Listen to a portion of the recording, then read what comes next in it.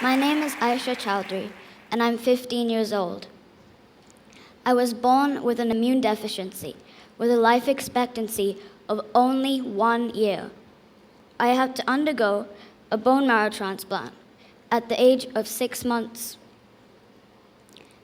Recently, I've developed a serious illness called pulmonary fibrosis, a hardening of the lung, as a side effect of the transplant. And due to my illness, my life has been full of challenges, and I've often felt like I'm in the middle of a shipwreck. And today, I'd like to share with you 5 important lessons I have learned through the ups and downs of my journey. The first lesson is to believe in miracles.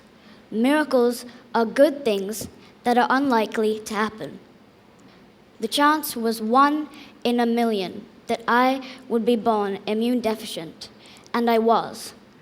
But then a miracle occurred where there was only 30% chance that I would survive the bone marrow transplant, and I did. But then there was less than 10% chance that I would develop lung issues post the transplant, and I did.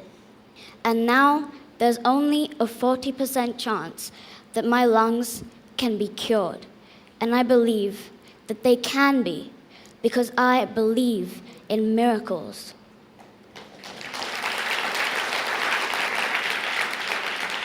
The second lesson I learned was you should always live in the moment. This is a picture of me about 6 months ago. You can see that I had an oxygen tube in my nose. Despite it all, I had a huge smile on my face, all because I'm holding my new puppy, Rolo. Each moment I spent cuddling with him, I'd be bursting with joy. And all the pain and the sadness that seemed so overpowering in that one moment just seemed to melt away. If you look at your whole life ahead of you, you will find endless problems that you'll eventually have to face. But if you start to look at life day by day, hour by hour, or even moment by moment, you will find that your happiness will just begin to multiply. When I was just stuck in bed, unable to move, or even go to school, I thought hard about the things that I was able to do. I could sit, and I could put a smile on my face. I wanted to model. I wanted to see what it was all about, to have my picture somewhere out there. You can see on this picture, I'm all dressed up, ready for a photo shoot, even though I'm sitting on that wheelchair and inhaling oxygen. As I sat there and I posed for the camera, it made me forget about all the things that I was incapable of. It was a fun thing for me to do, and it was great to see what goes on in a photo shoot. What I've learned is that you should do what you can instead of feeling bad about the things that you're unable to do. The third lesson I've learned is that in every difficulty, one can always find an opportunity. For the past few years, I haven't been able to attend school regularly like the rest of my friends. And this year, I'm taking math and art as subjects, leaving me with a lot of free time. But in this difficult time, I've managed to find the opportunity to pursue my passion for art. In fact, I found that I've sketched and painted more during my illness as compared to the time when I was well. On this slide are 2 pieces that I've done recently. It's a portrait of a baby done with dry pastels. It's actually from a photo I took myself at a family gathering. On the right is a piece I've done for the album art for the music that my brother has composed, and his song is called Drowsy Elephants. The 4th lesson I learned was never forget to dream. This is a picture of me in my wheelchair, back when I couldn't even walk 2 steps. Each night, I would dream. I would visualize what may seem like the smallest of things. I'd imagine myself walking around the market in London with my friend. I dream of dancing endlessly at my cousin's wedding.